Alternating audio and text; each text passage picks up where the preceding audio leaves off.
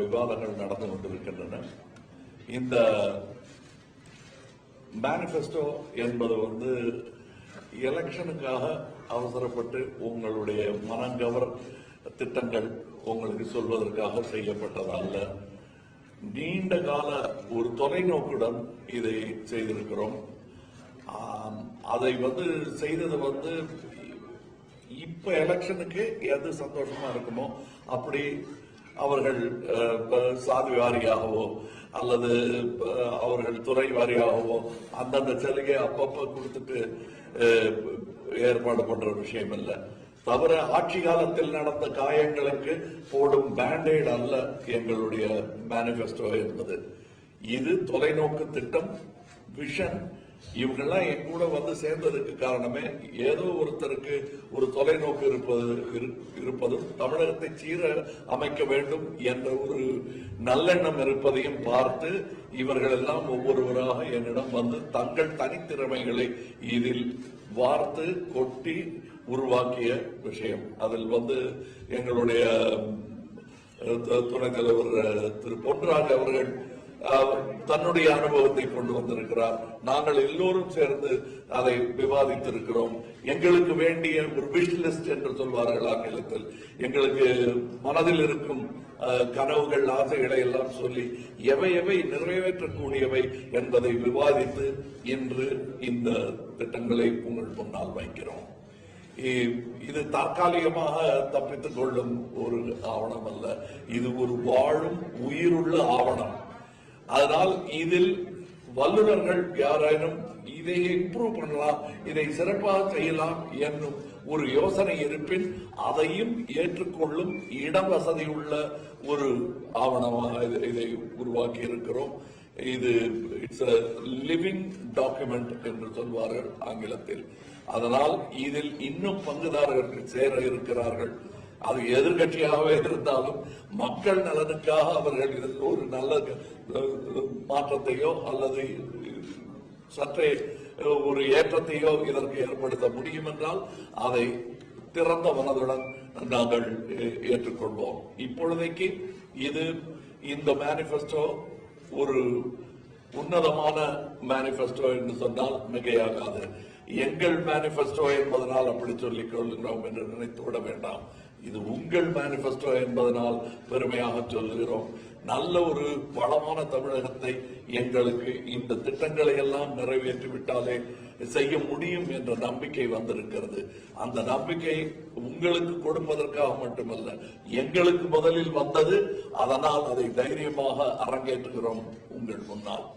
இதை பற்றிய பல விஷயங்கள், நுணுக்கமாக இருக்கும் விஷயங்கள், அதை ஏற்கனவே இது போன்ற திட்டங்களை தீட்டுவதற்கு ஐயா அப்துல் கலாம் அவர்களுடன் 20 வருடம் பணியாற்றிய வரும். அது மட்டுமல்ல, 15 முதல்வர்களுக்கு திட்டங்கள் தீட்டிக் கொடுப்பதில் பங்கேற்றவருமான பொன்ராஜ் அவர்கள் இதை உங்களுக்கு விளக்குவார்கள். பார்க்கலாமா?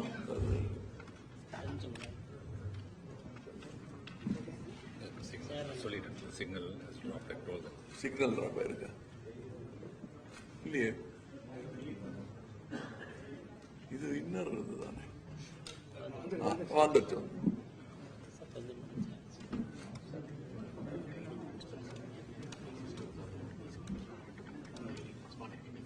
இதுல ஒண்ணும் வரல.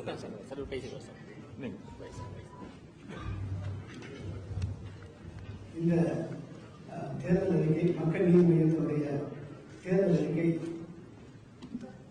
ஒட்டுமொத்த தமிழகத்தை வரி வருமானத்திலிருந்து நடத்தி அதை கடனாளியாக ஆக்கிய தமிழகத்தை முதலில் வரி வருமானத்திலிருந்து வளர்ச்சி பாதைக்கு செல்லக்கூடிய வகையிலே தான் இது அமைக்கப்பட்டிருக்கிறது. வரியை மட்டுமே நம்பி இந்த தமிழகத்தை கடன் வாங்கித்தான் இந்த தமிழகத்தை நடத்த முடியும் என்ற நிலையில் தான் கடந்த 50 ஆண்டுகால ஆட்சியில் வைத்திருந்தார்கள். அதை மாற்றி வளர்ச்சிக்கான திட்டங்களை கொடுத்து விவசாயத்திலும், தொழில்துறையிலும், உற்பத்தி துறையிலும் வளர்ச்சியை உருவாக்கி அதன் மூலமாக இந்த கடனை 5,70,000 கோடி கடனை அடைத்து வரி வருமானத்திற்கு நிகரான இணையான வளர்ச்சியை உருவாக்கி நான் சார் சொன்ன மாதிரி 50 லட்சத்திலிருந்து 1 கோடி பேருக்கு வேலை வாய்ப்பு. அடுத்து ஒட்டுமொத்த தமிழகத்தை ஒரு வளமான நாடுகளுக்கு இணையான நாடாக உருவாக்கக்கூடிய ஒட்டுமொத்த திட்டம் தான் இந்த திட்டம். இது வந்து வெறும் ஒரு 5 ஆண்டுகளுக்கான தேர்தல் அறிக்கை அல்ல. இது குறைந்தது 10 ஆண்டுகளுக்கான ஒரு விஷன் டாக்குமெண்ட் தான் இது. அப்ப அப்படிப்பட்ட அந்த விஷன் டாக்குமெண்ட்டை இங்கு வந்து நாங்க பிரின்சிபலா வச்சிருக்கோம். அதன் மூலமாக ஏழ்மை என்பது அழிக்கப்பட்டு ஒழிக்கப்பட்டு செழுமை என்ற நிலை உருவாக்கப்படும். இலவசம் என்ற நிலை வாங்கித்தான் ஆக வேண்டும் என்ற நிலையிலிருந்து வறுமை கோட்டு கீழே இருக்கக்கூடிய மக்கள் செழுமை கோட்டிற்கு கொண்டு வரப்படுவார்கள். அவர்களது வேலை வாய்ப்பு, அவர்களது வருமானம் 2 மடங்குக்கு மேல உயர்த்தப்படும். தனிநபர் வருமானம் 7 லட்சத்திலிருந்து 10 லட்சமாக 10 லட்சத்துல அந்த அடுத்த 10 ஆண்டுகள்ல நாங்கள் உயர்த்தி கொண்டு வருவோம். அப்படின்னா என்னன்னா மினிமம் ஒரு 60,000 ரூபாய் தனிநபர் வருமானம் ஒரு 60,000 ரூபாய் உங்க கையில் இருக்கு. இன்னைக்கு 15,000 ரூபாய் தான். இன்னைக்கு வந்து 13,000 ரூபாய் தான் இருக்கு தனிநபர் வருமானம் தமிழகத்துல. அதை வந்து ஒரு 60,000 ரூபாய் ஒவ்வொருத்தருமே தனிநபர் வருமானத்தை பெறக்கூடிய வகையில இந்த திட்டங்கள் உருவாக்கப்பட்டிருக்கிறது. இது இப்பொழுது இப்ப இந்த இலவசங்கள் என்பது வந்து அவர்கள் உங்களுக்கு கொடுப்பது அல்ல என்பதை ஃபர்ஸ்ட் மக்கள் புரிந்து கொள்ள வேண்டும். நிறுவனங்களும் புரிந்திருக்கும்.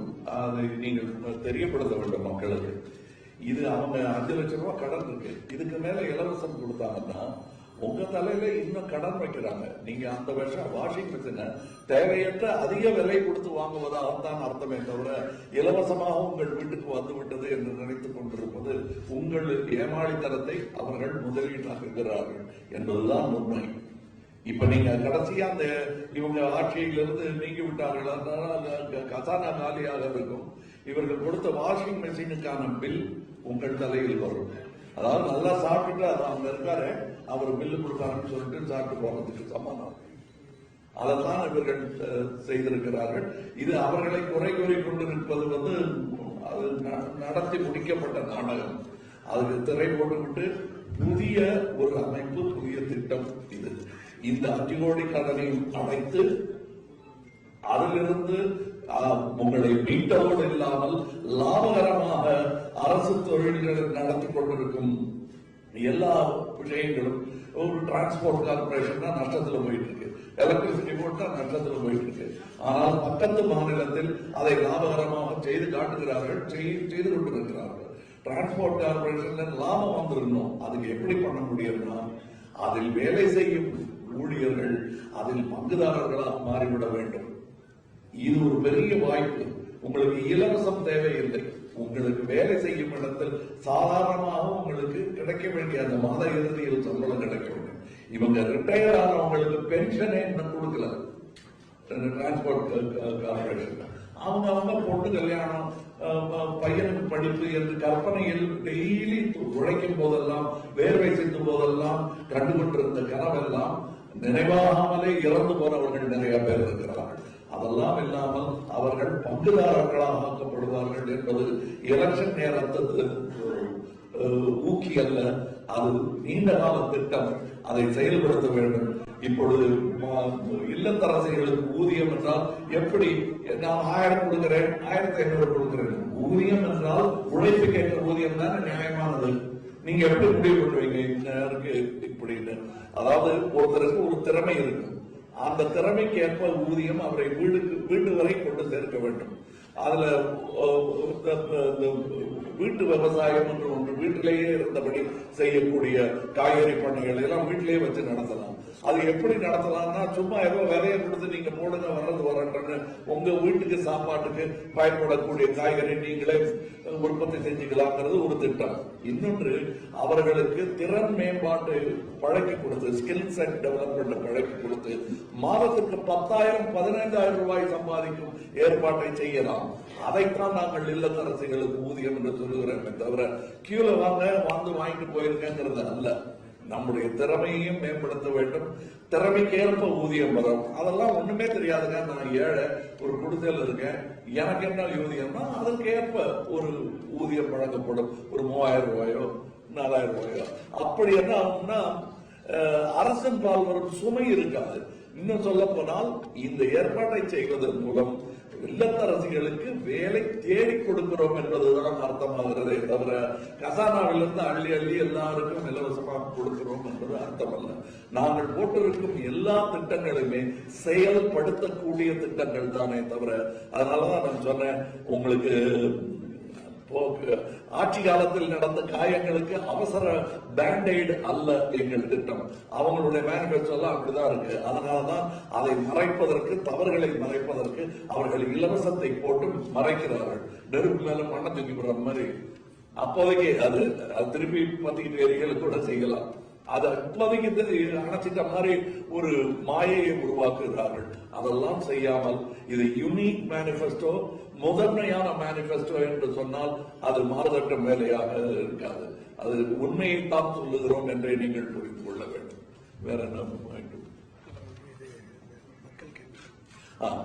மக்கள் கேண்டீன், இதையும் அம்மா உணவகத்தையும் குழப்பிக் கொள்ள வேண்டாம்.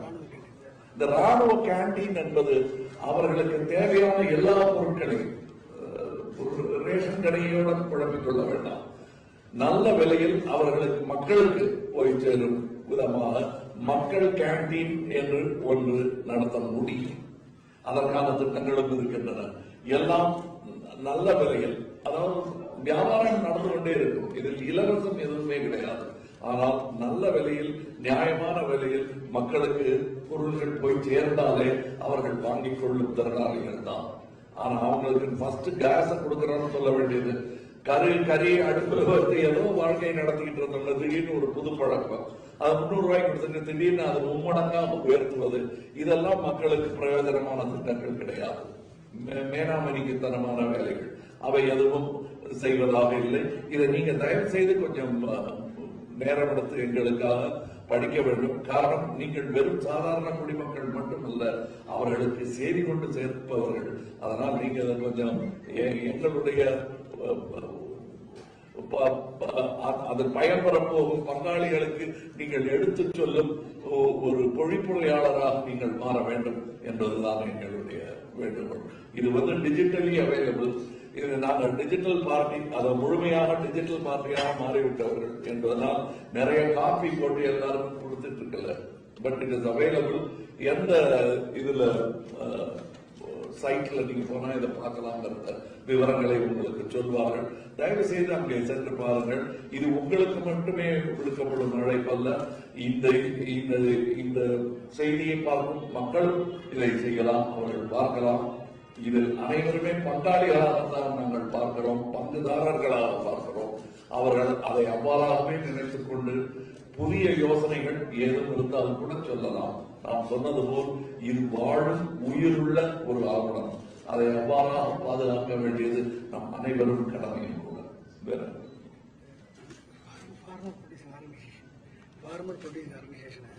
மார்க்கெட்டிங் அண்ட் எக்ஸ்போர்ட் ஆர்கனைசேஷன் மாற்றி அந்த ஃபார்மர்ஸ் ஒரு அமைப்பு இருக்கிறது. அதை எக்ஸ்போர்ட் ஆகவும் மாற்ற முடியும். அப்ப என்னன்னா, இந்த கடனை அடைக்கிறதுக்கு வருமானத்தை, வரியை மட்டும் நம்பி இருக்கக்கூடாது. வருமானம் பெருக்குவதற்கான பல திட்டங்கள் இதில் இருக்கிறது. அதை தயவு செய்து நீங்கள் படித்து பாருங்கள், உங்களுக்கு தெரியும். இது ஒரு முக்கியமான மேனிபெஸ்டோ. தமிழக அரசியலை மாற்றிப் போடும் ஒரு மேனிபெஸ்டோ என்றால் மிகையாகாது. அதை நீங்கள் செயல்படுத்த எல்லா உதவிகளையும் செய்ய கடமைப்பட்டிருக்கிறீர்கள். அனைத்து மாநகராட்சியிலையும் மோனோ ரயில் போக்குவரத்து சரி. இப்ப கூட உங்களுக்கு இதுல கேட்டுட்டு இருக்காங்க, நம்ம கோவையிலேயே ஒரு திட்டம் வேண்டும், ரயில் திட்டம் வேண்டும் என்று கேட்டுக்கொண்டிருக்கிறார்கள். அதாவது மோனோ ரயில் ஊருக்குள். எல்லா மாநகராட்சிக்குமே அது வேண்டும் என்பது எங்களுடைய திட்டம். அதை ஒரு தலைநகரம் செழிப்பாக இருந்து விட்டால் போராது. அதை சுற்றியுள்ள எல்லா நல்ல கிரகணங்கள் போல் ஒவ்வொரு சேட்டலைட் நகரங்கள் அற்புதமாக எல்லா வசதிகளுடனும் இருக்க வேண்டும்.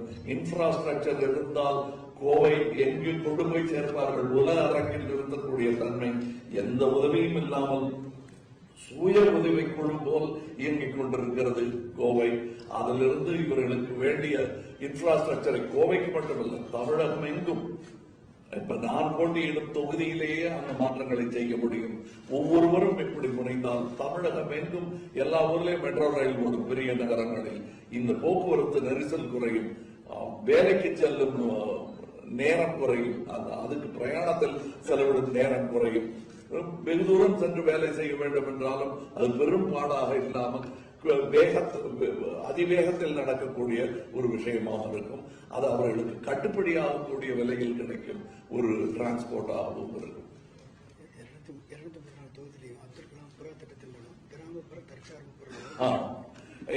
இந்த 234 தொகுதிகளிலும் அப்துல் கலாம் ஐயாவுடைய புறா திட்டம் என்ற திட்டத்தின் மூலமா தற்சார்பு கிராமங்களாக மாற்றுவதற்கான திட்டங்கள் உள்ளன. நாங்கள் ஒரு கிராம சபையின் சாம்பியன்கள் என்று சொன்னால் மிகையாகாது. அதை நாங்கள் கண்டுபிடிக்கவில்லை. 25 வருடமாக தூசி படித்து கிடந்ததை தட்டி எடுத்து மக்களுக்கு நினைவுபடுத்தினோம். அதையெல்லாம் வலுப்படுத்த முடியும். தற்சார்பு கிராமங்களை உருவாக்க முடியும். ஸ்மார்ட் சிட்டி என்பது போர்டு போடுவதால் வருவதல்ல, திட்டங்கள் தீட்டி செயல்படுத்துவதால். இன்னும் ஒரு முழு வரைபடம் இந்த நகரத்திற்கு இல்லை என்பது போல் பல நகரங்களுக்கும் இல்லை. சென்னைக்கு இருக்கிறது. அது மாதிரி எல்லா நகரங்களுக்கும் வர வேண்டும் என்பது எங்களுடைய ஆசை.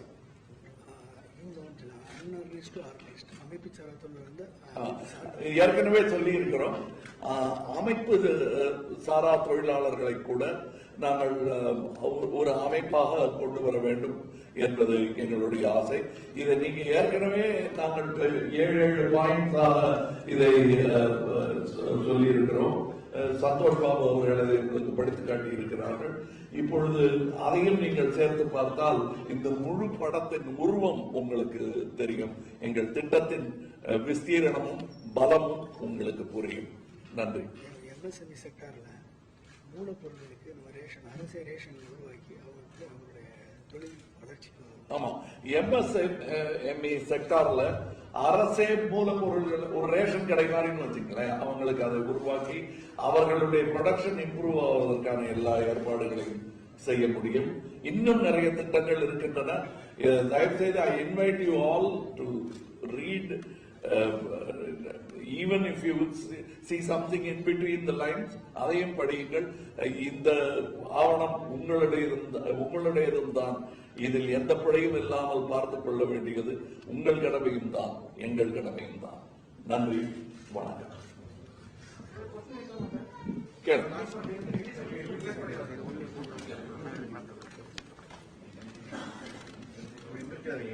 கொடுங்க.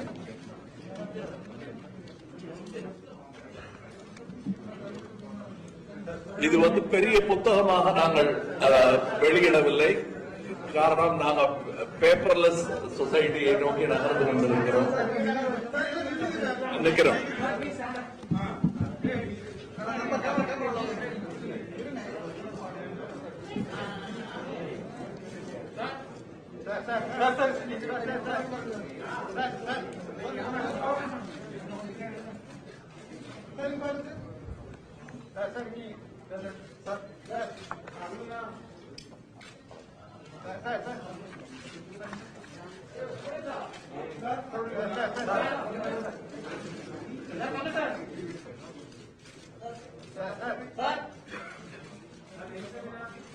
நன்றி.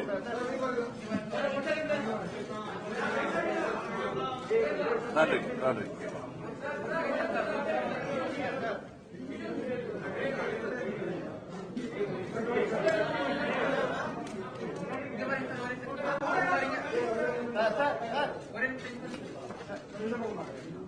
ஓகேங்களா?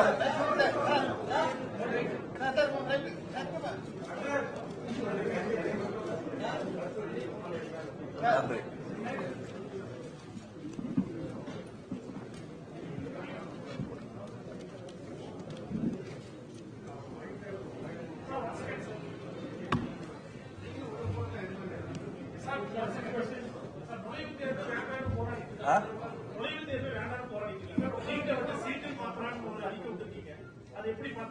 எதுக்கு நுழைவு தேர்தல் வேண்டாம்னு சொல்லிட்டு இருக்காங்க. அப்படி இருக்கும்போது நீட்டை நான் சீட்டுக்கு மாத்துறேன், எஸ்சி டபிள்யூடி மாத்துறேன் அப்படின்னு சொல்லியிருக்கீங்க உங்க தேர்தல் அறிக்கையில. அதை பத்தி உங்களுக்கு உட்கார்ந்துக்கலாமா? நீட் என்பது இன்றைக்கு அது மத்திய அரசு உறுதி செய்துவிட்டது. ஆனா நீட்டினுடைய சட்டத்தை எடுத்தீங்கன்னா எந்த இடத்துலையுமே மாநில அரசு உதவி பெற்ற மருத்துவக் கல்லூரிகளுக்கு நீட் நடத்தலாம்னு சொல்லி அந்த லிஸ்ட்லயே அப்பெண்டிக்ஸ்லயே இல்லை. ஒன்லி மத்திய அரசு உதவி பெற்ற கல்லூரிகள் தான் நடத்தலாம்னு தான் இருக்கு. அப்ப அந்த ஓட்டையை கூட தெரியாம தமிழக அரசு இருக்கு. ஒண்ணு.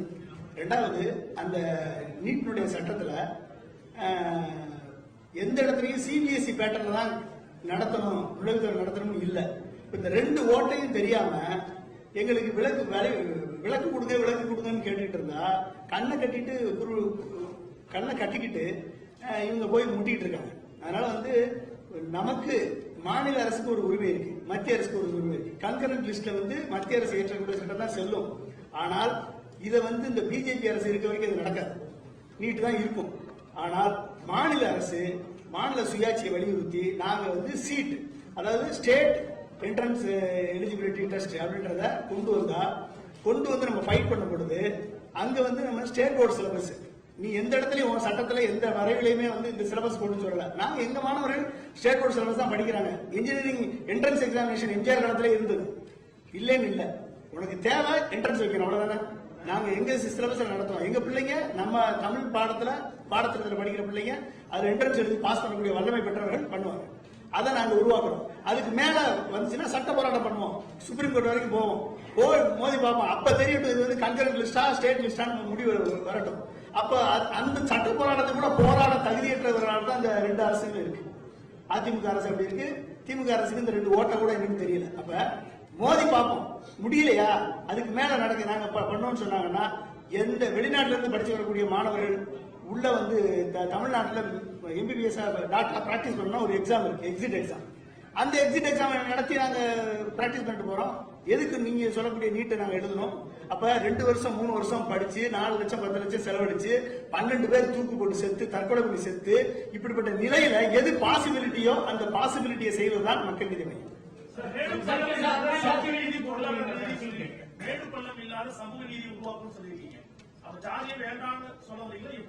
சார், சமூக நீதி வந்து கல்வியிலையும் வேலை வாய்ப்புல இருக்கு, சரிங்களா? கல்வியில எல்லாருக்கும் 69% ரிசர்வேஷன் இருக்கு, வேலை வாய்ப்புலையும் ரிசர்வேஷன், அரசு வேலை வாய்ப்புல 69% ரிசர்வேஷன் இருக்கு. ஒட்டுமொத்த 8 கோடி தமிழ்நாட்டு பொதுமக்கள்ல 2% தான் அரசு வேலை வாய்ப்பு. அப்ப 14 லட்சம் பேர் தான் அரசு வேலை வாய்ப்புல இருக்காங்க. அந்த 14 லட்சம் பேர்ல 69% 9,60,000 பேர் தான். அப்ப 9,60,000 பேருக்கு தான் சமூக நீதியா? அப்ப மிச்சம் இருக்கக்கூடிய எலிஜிபிலிட்டி இருக்கக்கூடிய 2 கோடி மாணவர்களுக்கு என்ன சமூக நீதி? அப்ப அந்த 2 கோடி மாணவர்களுக்கும் படித்து வரக்கூடிய மாணவர்களுக்கு சமூக நீதியை நம்ம கொடுக்கணும்ல. அப்ப அதான் அந்த சமூக நீதியை கொடுத்துட்டோம்னா அது சரியா இருக்கும். அரசு பள்ளியில தான் படிக்கிறாங்க, ஏழை எளிய தாழ்த்தப்பட்ட மிகவும் பிற்படுத்தப்பட்ட மக்கள் அரசு பள்ளியில தான் படிக்கிறாங்க. அந்த அரசு பள்ளியோட தரம் சரியில்லாதனால இவங்க ஹையர் எஜுகேஷன் போறப்ப அவங்களால வந்து கோப்ப பண்ண முடியல, வேலை வாய்ப்புக்கு தகுதி இல்லாத நிலைமைக்கு போயிடுறாங்க. அதனால வந்து அடிப்படை கல்வி மாற்றம், அடிப்படை கல்வியை தரத்தை உயர்த்துறோம். அரசு பள்ளியை வந்து இன்டர்நேஷனல் லெவல்ல நம்ம உயர்த்துறோம்.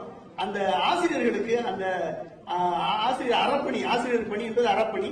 அந்த பணியை தவிர 14 வேலை அரசு வேலையை அவங்க பண்றாங்க. அதுல இருந்து அவர்கள் விடுவிக்கப்பட்டு ஆசிரியர்களுக்கு அவர்களுக்கு ஒரு மதிப்பு கொடுப்போம்.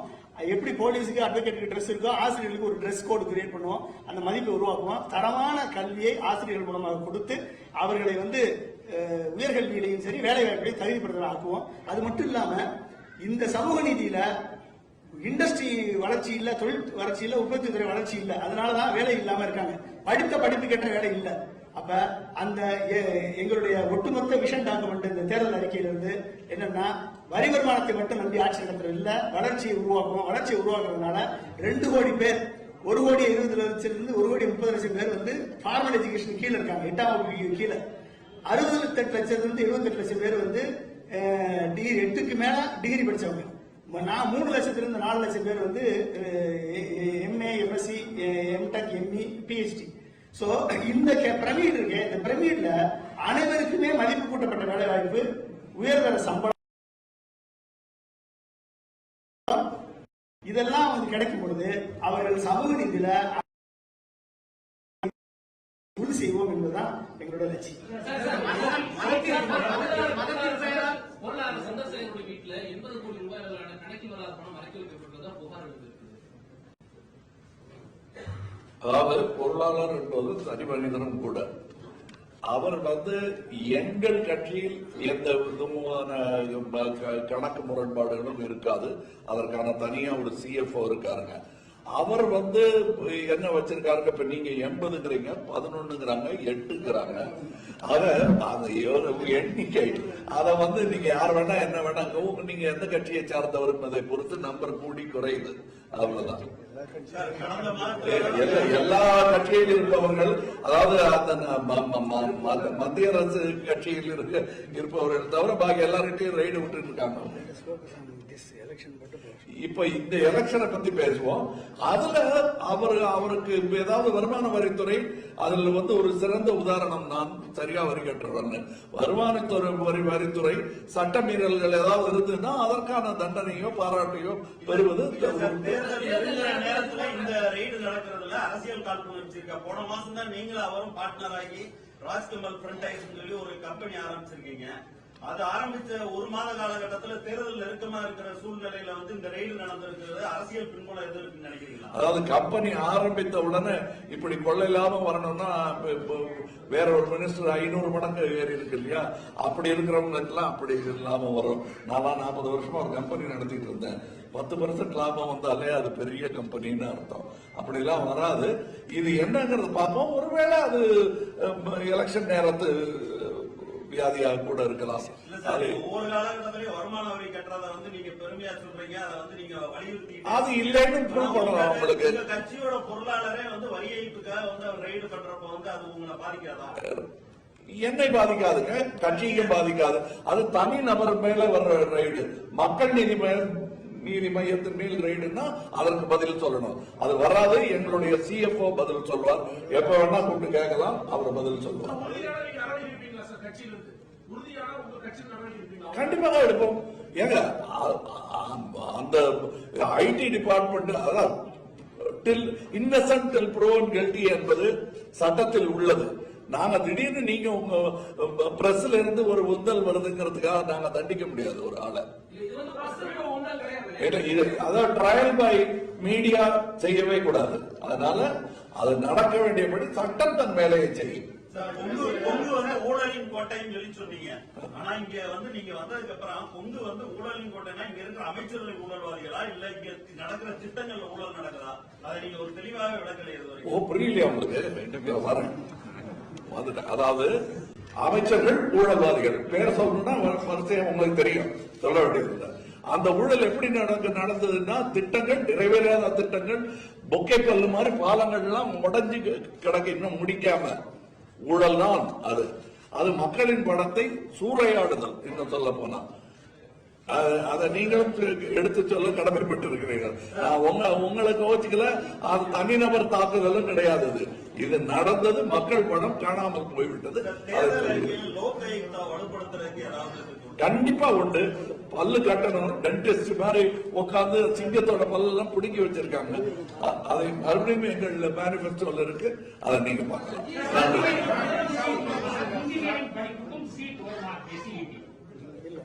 இல்ல மத சம்பந்தப்பட்ட பிரிவினைவாதம் ஏற்படுறதுக்கு ஏதோ சூழ்நிலை இருக்குன்ற மாதிரி நீங்க நேற்று சொல்லியிருக்கீங்க.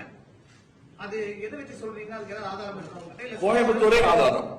கோயம்புத்தூர் ஒரு டிண்டர் பாக்ஸ் என்று சொல்வார்கள். அது மாதிரி எந்த நேரம் வேண்டுமானால் இங்கே ஏதாவது நடக்கக்கூடும் என்று இல்லாத ஒரு விஷயம் இப்பொழுது புதிதாக இங்கே ஏற்படுத்தப்பட்டிருக்கிறது. அது மாற்றப்பட வேண்டும். அது எந்த கட்சி அந்த கட்சிங்கிறதெல்லாம் இல்ல. மக்கள் நல விரும்பி யாராக இருந்தாலும் அதைத்தான் சொல்வார்கள்.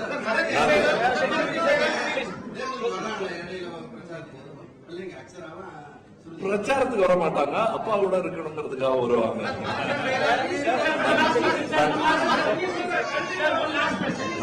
வேற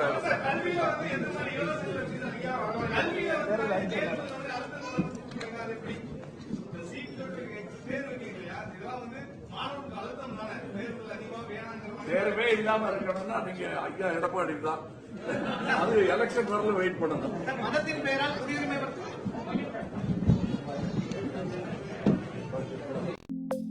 subscribe, like, comment, and share.